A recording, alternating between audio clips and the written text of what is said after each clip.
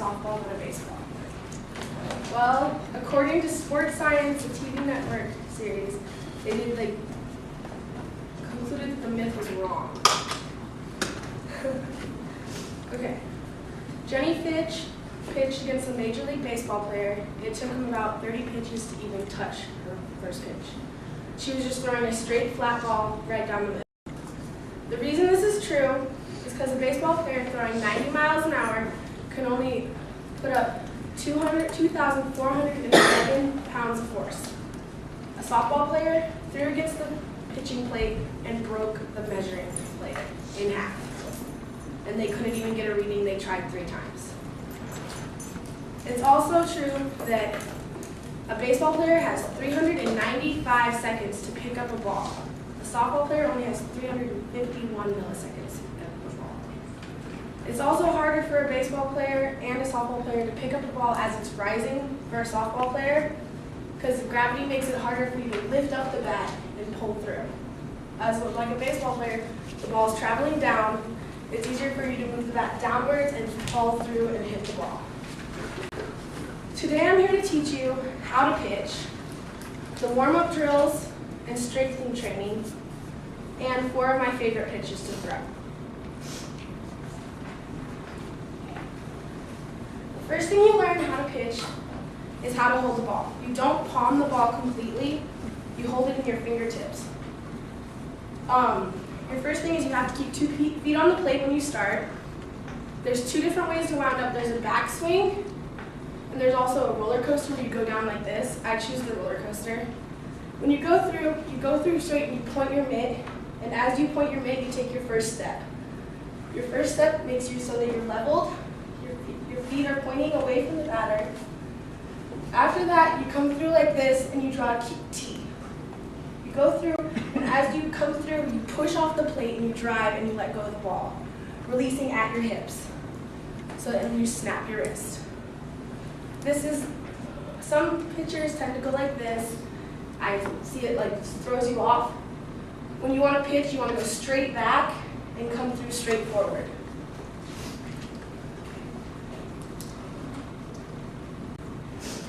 First windup, like when you start pitching, you want to start with flips. You just go like this over and over again until your wrists warm. Then you get a catcher and you start with T. And you come through and you just go like this. It's nice, gentle, you're not trying to kill your catcher. You're only standing about 5 feet away from them. You scoot back another step after you warm up the T, and you start with K. And you start going a little faster. Still, you're not trying to kill your pitcher. Other pitcher, catcher. The next one you want to do is a full windup. You're not all the way back, you're only like halfway. And you do your windup, and you let go. And you're just warming up your body, getting in the mood. You can have fun doing this, like playing around before a game. The last 5 pitches that you throw, you're going to want to throw at the mound, and you're going to go full force and follow through and actually try hitting your target. The next warm-up drills is in and out.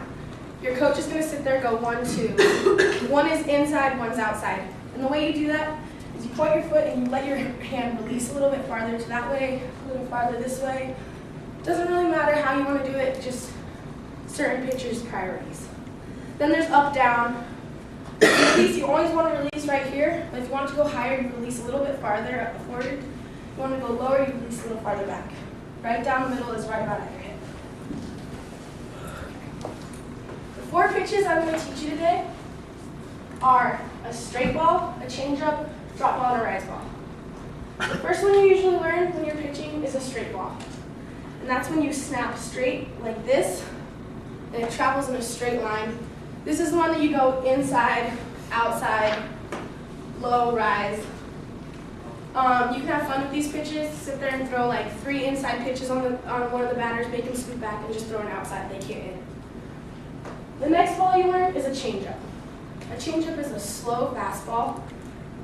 Most people try to change their whole speed of their motion. That's not true. What you want to do is you want to palm the ball as deep into your hand as you can. You go through your exact same motion, same speed, and you don't snap, you just let the ball go, and there's no spin on this ball, it should just float.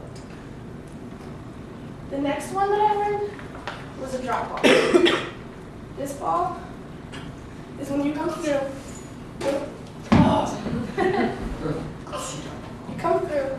You keep your elbow in and you snap this way. This has caused the ball to have a downward spin, and your seams will spin it down and it will go straight until it rebounds with the batter and it drops. They have no chance of getting it.